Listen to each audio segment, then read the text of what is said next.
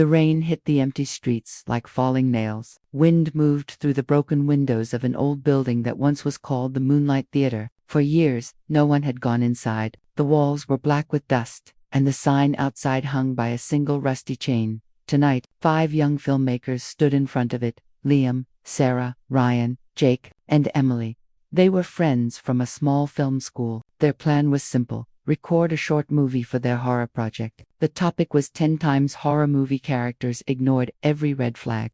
They wanted real places, real fear, and maybe something that would make their video go viral. Liam, the leader, smiled under his hoodie. This is perfect. Look at it, old, dark, creepy, feels like a real movie set. Sarah crossed her arms. Yeah, but it's condemned. We're not supposed to go inside. Ryan laughed. Come on, Sarah. That's the first red flag and we're ignoring it. It's perfect for the story. They all laughed, except Emily. She stared at the broken theater doors. Something about them felt wrong, like someone was watching from the darkness behind, but she stayed quiet. When they pushed open the doors, they made a long, dry creak, like a scream, in slow motion. Inside, the air smelled of wet wood and old smoke. The hall was huge, filled with rows of torn seats and a giant silver screen at the end. A heavy projector stood on a balcony above, covered in spider webs, yet pointing perfectly toward the screen, as if still waiting to show a movie. Jake turned on the camera. All right, guys, we start with the intro shot here. The group enters the haunted theater. We talk about how people in horror films never leave when things go wrong. Liam nodded. Yeah, irony is the point. We do everything they shouldn't. The camera light cut through the dark, showing old posters on the wall. Horror classics from the 1960s and 70s. But one poster stood out. It was newer, cleaner, not covered in dust. It showed a woman screaming while a shadow reached for her. At the bottom, it said, "Last screening, do not enter." Sarah frowned. That's weird. How is that one so clean? Ryan smirked. Maybe someone replaced it, or maybe it's cursed. Let's check it out. He pulled the poster away, revealing a small metal door behind it. On the door, scratched into the steel, were the words, "Film, ROOM, staff only." The group hesitated. The air turned colder. The projector above gave a faint mechanical click. Liam whispered, "Anyone else hear that?" Jake pointed his camera at the balcony. "It's just the wind, man." They decided to keep filming. The script said they'd explore the projection room as their fake danger moment, but nothing about this place felt fake. The deeper they went, the more alive the silence felt. Up the narrow stairs, the floorboards groaned under their feet. Cobwebs touched their faces. In the projection booth, dust hung thick in the air, glowing in the beam of their flashlight. The old projector looked ancient, but someone had cleaned it. A fresh film reel sat inside. The tape rolled tight. Emily whispered, "This shouldn't be here. The building's been closed for decades." Liam smiled nervously. "Then we found something perfect. Let's see what's on it." He pressed the power switch. The machine gave a loud click, then another. The projector came alive, spinning slowly. The group ran down to the hall to watch. The giant screen flickered white, then formed an image. It was the same theater, the same seats, the same view. Only the people on the screen were not them, but 5 others, sitting in the exact same positions. Sarah's voice shook. "What is this?" No one answered. The movie on the screen played without sound, showing the other group laughing, filming, just like them. Then, one by one, the people on screen began to look toward the camera, faces frozen in horror. The lights in the hall dimmed. The projector stopped. The image vanished, replaced by a single sentence in white letters. "The first red flag has been ignored." A low hum filled the theater. Ryan tried to laugh it off. "Okay, who's doing this? Is this a prank?" But the power cord wasn't even plugged in. Emily took a step back. "Guys, maybe we should leave." No one moved. They were frozen, not from fear, but from curiosity. Liam finally whispered, "Let's stay, just a little longer. We'll figure it out." Outside, thunder cracked again. Inside, the old screen flickered one more time, and now, the woman from the poster appeared, whispering from behind the glass, "You're already part of the story." The room was silent. The only sound was the faint spinning of the projector's film reel. Even though the machine was unplugged, Liam stepped closer to it, his voice shaking. "It's not even connected to power. How is it working?" No one answered. Emily's eyes were fixed on the screen. The woman from the poster was gone, but something else had appeared. A single line of text glowed in white letters. "The first red flag has been ignored." The words pulsed faintly, almost like a heartbeat. Then, as they watched, the letters faded, and the screen turned black again. Ryan exhaled slowly. Okay, this is just some old loop or something. Maybe the reel got stuck, but even he didn't sound convinced. Jake turned the camera toward Liam. Let's keep filming. We can use this for the intro, the part where we say, every horror movie starts with one bad decision. Liam forced a smile. Yeah, we'll just call this our first mistake. He didn't mean it as a joke, but Ryan laughed anyway. The projector suddenly clicked, making everyone jump. Then, without anyone touching it, the film started again. The screen showed the theater from another angle, now, the balcony. The same spot they had just come from. But in the flickering light of the film, they could see someone standing there. A tall, shadowy figure, unmoving, watching. Who's up there? Sarah whispered. Jake lifted his flashlight and pointed it at the balcony. The beam shook as his hand trembled. Nothing, just dust and shadows. When they looked back at the screen, the figure was closer. Now it stood behind the seats, head tilted, as if staring straight at them. Emily grabbed Liam's arm. Please, let's go. This isn't right. But Liam shook his head. No, we're almost done here. Just a few more minutes. The air grew colder. Sarah could see her breath. Somewhere in the distance, a door slammed. Jake lowered the camera for a second, trying to fix the focus. When he looked through the lens again, he gasped. What is it? Emily asked. Jake showed them the screen of the camera. It was recording fine, but there was an extra person standing with them in the frame. A woman, half transparent, face blurred, wearing a torn dress. Sarah covered her mouth. That's her, the woman from the poster. The theater's lights flickered. The projector began to spin faster. The sound of film rolling grew louder, sharper, like a scream made of metal. Then, the film burned in the projector. A flash of orange light filled the room, followed by the smell of smoke. They all screamed and stumbled back. Liam rushed to unplug it, but again, there was no plug. The machine wasn't connected to anything. Smoke curled up from the projector. The melted film hissed like a living thing, and in that smoke, a faint silhouette appeared. The shape of the woman. She whispered something none of them could understand. Then, in a voice that echoed from every wall, they heard her clearly. You saw it. You stayed. Now you'll finish the show. The lights went out completely. In the dark, they could hear footsteps, slow, dragging steps, moving across the theater floor. Ryan shouted, "Who's there?" No one replied. Only the sound of something brushing against the seats. Closer and closer. Emily turned on her phone flashlight. The beam caught a figure standing at the end of the aisle. It wasn't a person. It was a mannequin, one of those old theater props used to hold costumes, but its head was turned toward them, its mouth opened to wide, as if frozen mid-scream. Jake whispered. That wasn't there before. Suddenly, the mannequin fell forward and hit the floor with a heavy thud. Something small rolled out of its hand, a folded piece of paper. Sarah picked it up with shaking fingers. Inside, written in red ink, were the words, 10 will enter, 1 will remain. Ryan swallowed hard. 10. But there's only 5 of us. The projector clicked again. The screen came alive, showing something new. A list written in white letters. Liam, Sarah, Ryan, Jake, Emily. 5 blank spaces waited below their names. Sarah stepped back, her voice trembling. What is this? Emily whispered. It's a cast list, and it's not finished yet. Then, all the doors in the theater slammed shut at once. The screen flickered one more time, showing the outside of the building. Only now, the theater sign didn't say the Moonlight Theater. It read, now showing the first red flag. The theater was completely silent. The only light came from the flickering screen at the front, still showing the list of names, 5 names, 5 blanks, and a message that burned in their minds. 10 will enter, 1 will remain. Liam stared at the glowing screen. His voice was low but steady. It's just a trick, some kind of setup. Maybe someone's trying to scare us. Jake pointed the camera at the doors. Then why are they all locked? We tried everyone. The sound of rain outside had stopped. The storm was gone. Only darkness pressed against the theater walls now, heavy and endless. Sarah's breathing grew fast. We need to break a window, Liam. I'm not staying here. But the windows were sealed, covered in thick wooden boards from the inside. Nailed shut long ago. Emily whispered. We shouldn't have ignored it. The first red flag. Ryan laughed nervously. What's next? The second. No one laughed with him. Then, the projector clicked again. The list disappeared.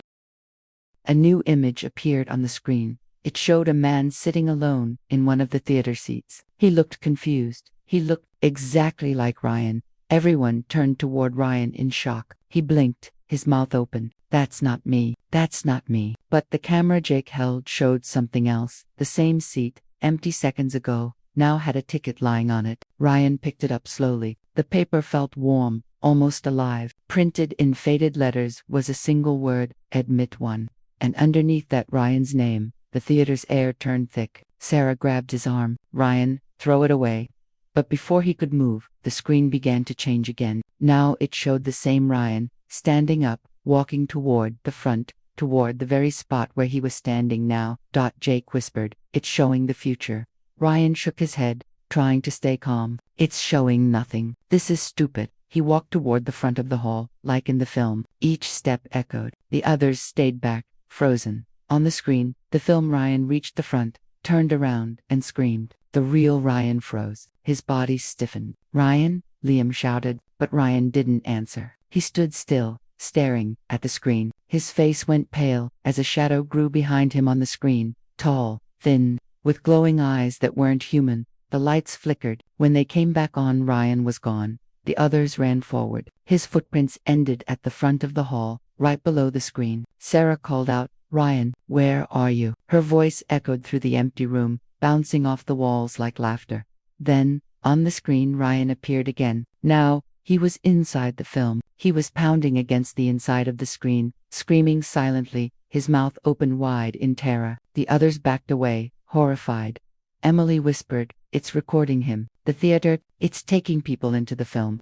Jake's camera light flickered. For a second, the reflection of the group appeared on the screen beside Ryan's face, but there were only 4 of them now. Ryan's name on the list started to fade away, letter by letter, until it was gone. Liam clenched his fists. No one else moves. No one touches anything. We stay together. He tried to sound brave, but his voice trembled. Sarah was crying quietly, holding on to Emily. Jake turned the camera on himself, recording, if someone finds this, we were inside the Moonlight Theater. Ryan's gone. The doors don't open. Don't come here. Suddenly, the camera shut off by itself. The small red light blinked. Recording stopped. Jake tried to restart it. It's dead. The battery was full. Now it's dead.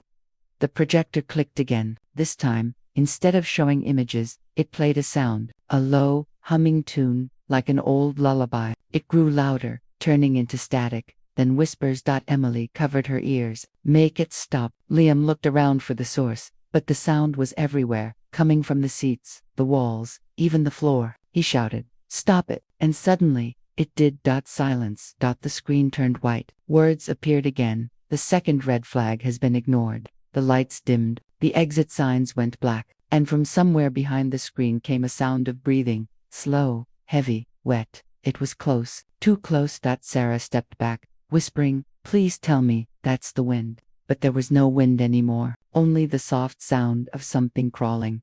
Jake's flashlight shook as he aimed it at the bottom of the screen. The fabric moved from the inside, something pressed against it, like hands trying to push through. Fingers appeared, long and pale, stretching the cloth. Liam froze. Don't move.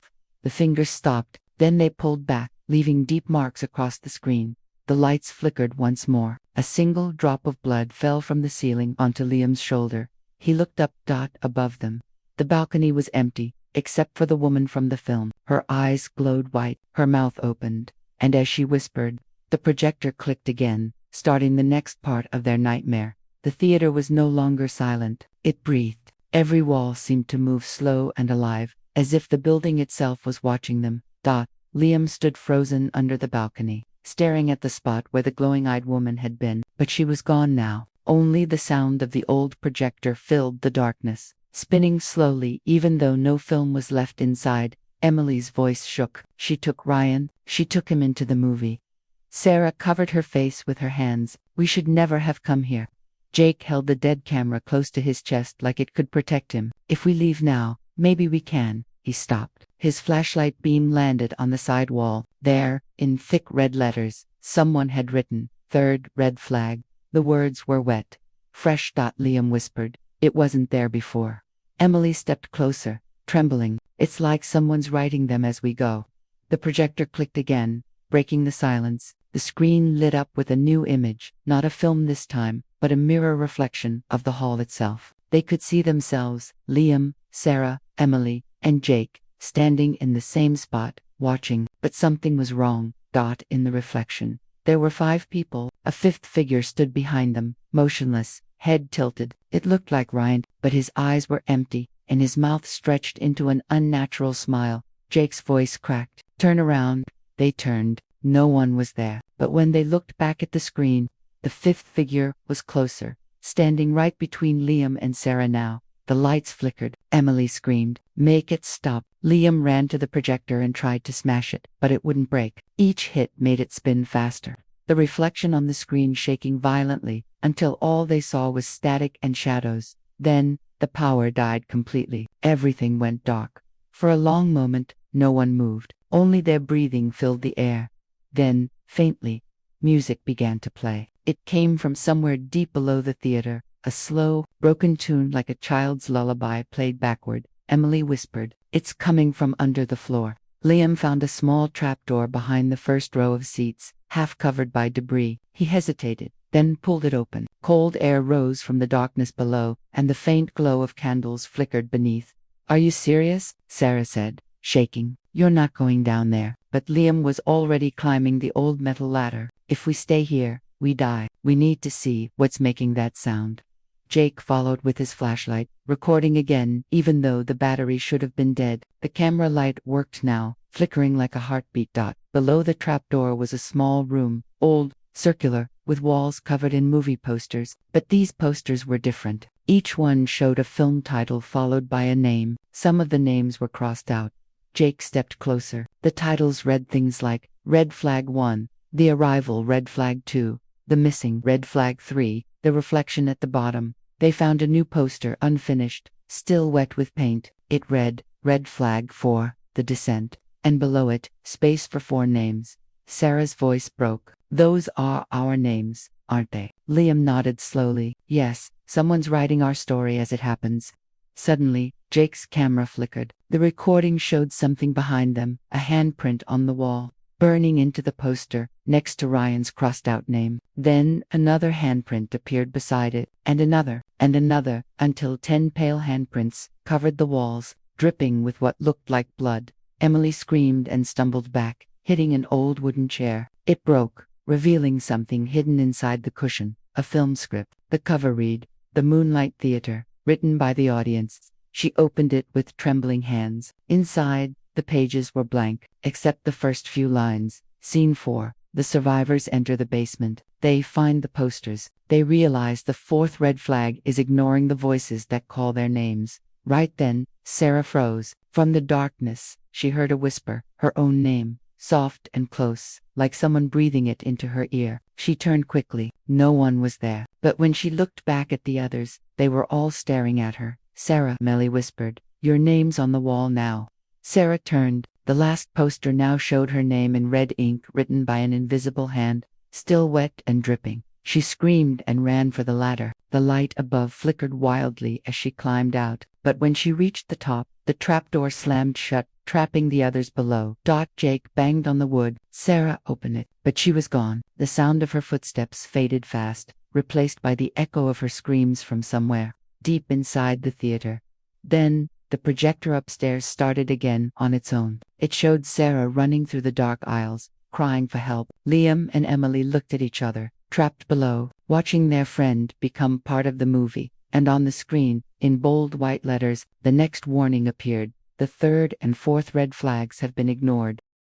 Asterisk, the trapdoor wouldn't open. Liam and Emily pounded on it with their fists, shouting Sarah's name again and again. But above them, the theater was quiet. Too quiet. Jake was filming, his hands shaking. The dim light from his camera cast ghostly shadows on the basement walls. "She's gone," he whispered. Liam's voice was hoarse. "No, she's still up there. We just have to." He stopped when the air suddenly turned cold. Their breath came out as white mist. Then, from behind them, the projector started again. Even though they hadn't brought it down, a bright glow filled the small room. And the same screen that had been blank before now showed Sarah running through the aisles upstairs. "Look," Emily cried. "That's live. It's showing her right now." They watched in horror as Sarah stumbled through the empty theater, calling out their names. But on screen, she wasn't alone. Behind her, shadows moved thin and tall, sliding along the walls. Their shapes were human, but their movements weren't. Each one carried something that looked like a mask, pale faces, featureless, except for wide black mouths. Sarah stopped in front of the main doors, trying to push them open. They wouldn't move. She screamed for help, pounding on the wood until her hands bled. Then, one of the masks turned toward her, and the camera feed cut to black. Emily covered her mouth. No, the screen flickered again, showing words in glowing red. The fifth red flag has been ignored. Jake stepped back, almost tripping over the film reel boxes scattered on the floor. How many red flags are there left? Liam answered quietly. For more, and then it ends. But no one asked what ends meant. A sudden knock echoed from above. 1, then 2, then 3, slow hits against the trapdoor. Liam froze. Emily whispered, "Sarah." No reply. Then, something slid through the small crack in the wood. A torn piece of paper, folded neatly. Liam picked it up carefully. On it were the words, "Come up. The show is ready." Jake's flashlight flickered. "We are not going up there, We're not." But the door above them creaked open on its own. The old hinges cried out like something waking from sleep. A faint light shone down, golden and soft, like the glow of a movie screen. Emily looked at Liam. "If we stay here, we die. If we go up, maybe we find her." Liam hesitated, then nodded. "Okay, but stay close. Don't talk. Don't run." They climbed out slowly. The theater looked different now. The dust was gone. The seats were new, velvet red, polished and perfect. The walls shone like they were freshly painted. It looked alive again, like time had rewound. "Where are we?" Jake whispered. Liam said, "Same place, different time." A low hum filled the air, the sound of hundreds of people whispering, but the seats were empty. The voices came from nowhere, echoing like invisible laughter. The screen turned on again, showing a countdown. 6, 5, 4. Emily grabbed Liam's arm. "What's happening?" He stared, trying to think. "It's counting. For what?" 3. Jake turned his camera toward the screen. 2. The final number flashed. 1. The lights went out. When they came back on, every seat in the theater was filled. Hundreds of silent figures sat perfectly still, wearing old-fashioned clothes, eyes black, faces pale and lifeless, their heads all turned toward the trio in the aisle. Emily gasped. "They're watching us." Then, one by one, the audience began to clap. Slow, hollow, in perfect rhythm. Liam shouted, "Stop." The clapping grew faster, louder, until it became thunder. The projector whirred to life again, showing Sarah on the screen. She stood at the front of the theater, smiling. Her eyes were empty now, black voids reflecting the audience's pale faces. In her hand, she held a script. On the cover, in bold red letters, it read, "The fifth red flag. The audience joins the show." Liam took a step forward. "Sarah, what did it do to you?" She looked directly at him through the screen and whispered, "I told you not to stay." The film melted, smoke rising from the projector. The smell of burning filled the room. Emily screamed as the audience figures started to stand, one row at a time, walking toward them in silence. Their eyes glowed faintly, not with life, but with reflection from the screen's dying light. Jake tried to run, but the theater doors vanished. Where the exit once was, only a smooth wall remained. The group turned back. The seats were empty again. The screen flickered back on one last time. This time, it showed them, Liam, Emily, and Jake, standing in the same spot, confused and terrified. Below the image appeared the words, "The sixth red flag has been ignored." Then, the lights went out. A voice whispered through the dark, soft but clear, "3 more to go." Darkness swallowed the theater once again. No sound, no movement, only the faint smell of smoke hung in the air, curling like a whisper. Liam's voice broke the silence. "Emily." "Jake." "I'm here," Emily said quietly. Jake turned on the camera light, but this time, the light shone dim red instead of white. The beam looked weak, bleeding through the air like fog. "What's wrong with the light?" Emily whispered. Jake checked the screen. "Battery's full. It shouldn't be red." Liam frowned. "That's not light anymore. It's warning us." They began to move down the aisle, stepping over old popcorn boxes and torn fabric. The theater looked older again, as if years had passed in seconds. The seats were ripped open. Mold crawled up the walls. The screen flickered suddenly. It showed them walking exactly as they were now. Every step, every word. But on the screen, Someone followed behind them, a tall shadow moving just out of sight. Emily turned around fast. There's no one there, Liam whispered. It doesn't matter. The theater wants us to see it. Jake zoomed in the camera. Look at the corner. A shape moved, a figure wearing Ryan's jacket, but Ryan's face was gone. Only blank skin where his features should be. Emily grabbed Liam's arm. It's copying us. The screen changed again, showing a list written in red letters. Red flag 7. When the story starts repeating, then, all at once, they heard it, their own voices echoing from somewhere behind the screen. They turned, frozen. Their voices were repeating the same words they had said minutes ago, like a ghostly recording of their conversation. Jake whispered. It's replaying us. Liam said. No, it's rewriting us. The lights above began to flicker again. Every time the lights blinked, the theater changed. 1 second, it was old and abandoned. The next, it looked brand new, glowing gold, full of silent audience members, then dark again, then bright again. Reality was stuttering. Emily fell to her knees. I can't do this. I just want to go home. Liam knelt beside her. We'll find the exit. But the moment he said that, the screen lit up again with new words. Red flag 8. Believing there's a way out. The sound of laughter echoed soft at first, then louder. The audience seats were filling again, but not with people this time, with figures made of film, black and gray, thin as smoke. They sat still, their eyes like holes burned into paper. Jake shouted, "Stop, just stop." He threw the camera at the screen. It hit with a loud crack, but instead of shattering, the screen rippled like water. The camera sank through it and disappeared. Then, the screen showed Jake. The same Jake, standing alone in the center aisle, looking lost. But when they turned to him, he was gone. Emily screamed, "Jake, where are you?" No answer, only the sound of film spinning. Liam looked back at the screen. The movie now showed Jake walking through a hallway that didn't exist, a corridor of mirrors, each one showing a different version of him, one laughing, one crying, one standing completely still, whispering something. Liam stepped closer to the screen. "Don't touch it," Emily warned, but he didn't listen. He reached out his hand. The surface rippled like liquid. For a moment, his reflection wasn't his own. It smiled at him with cold, glassy eyes. He pulled his hand back, shaking. When he looked down, his fingers were covered in black dust like ashes. The theater lights dimmed. The floor began to vibrate softly, as if the building itself was breathing again. Emily whispered, "Please tell me this is over." Liam stared at the screen. Not yet. The film changed again. Now it showed Sarah, Ryan, and Jake sitting together, alive, laughing, as if nothing had happened. They were back in the first scene, entering the theater for the first time. Emily covered her mouth. It's starting over.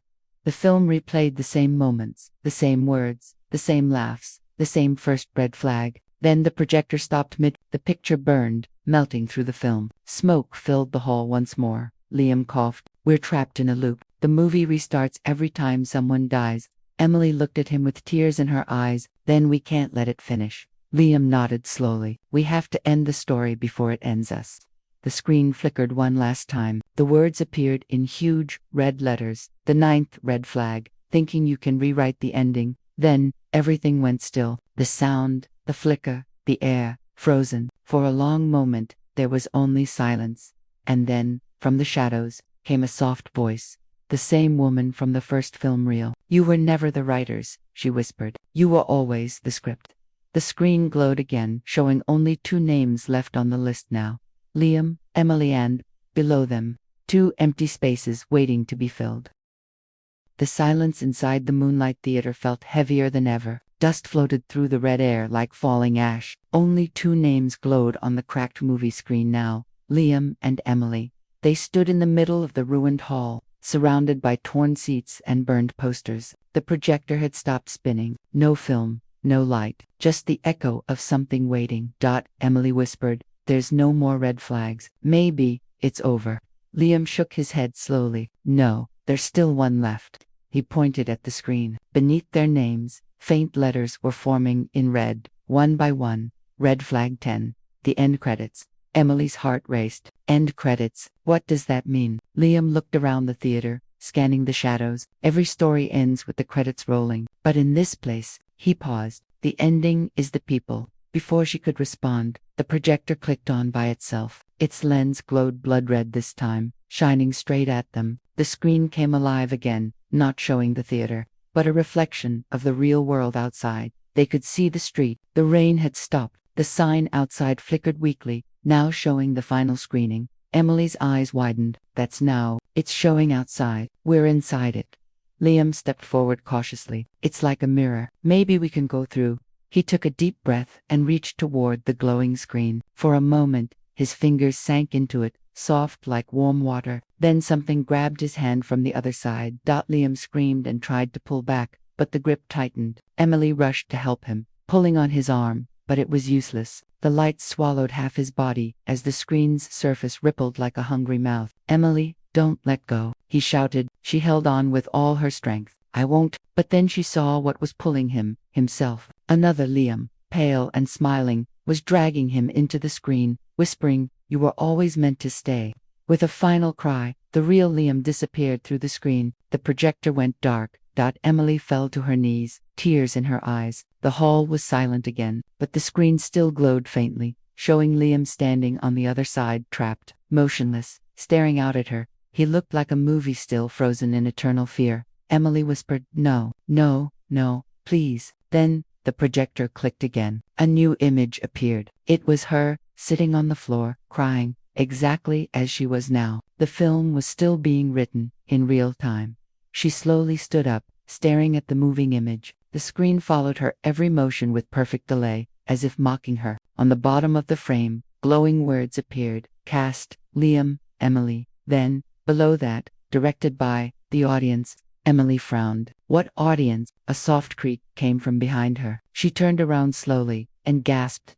Every seat in the theater was full again. Hundreds of dark figures sat in silence, their hollow eyes fixed on her. They weren't ghosts this time. They weren't shadows. They were viewers. Their faces looked familiar, too familiar. Some were smiling, some expressionless, all watching her. The projector whirred louder, spinning faster, until the whole room pulsed with red light. Emily backed away, trembling. "Stop watching me." The nearest figure leaned forward. Its lips moved slowly, whispering one clear word: action.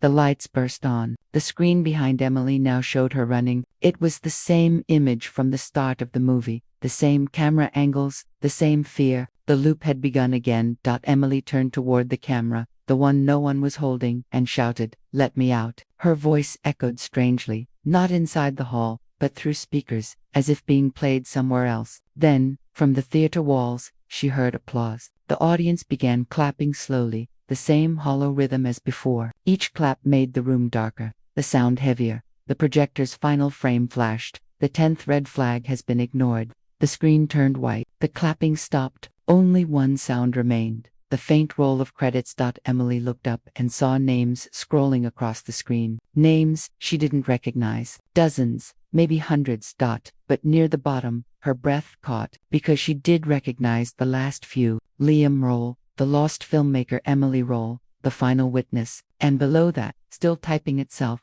was another name forming in glowing red letters. She stepped closer, squinting. The name was still writing, letter by letter. You. Her eyes widened in horror. The film had added the viewer's name, whoever was watching. The projector flickered one last time, the light flashing into the camera lens, blinding bright. And then everything stopped. Silence. The theater was empty again. Only the projector remained, still spinning without film, its red lights slowly dying out. Outside, the old sign buzzed in the rain. The letters glowed weakly through the fog, now showing the forgotten theater.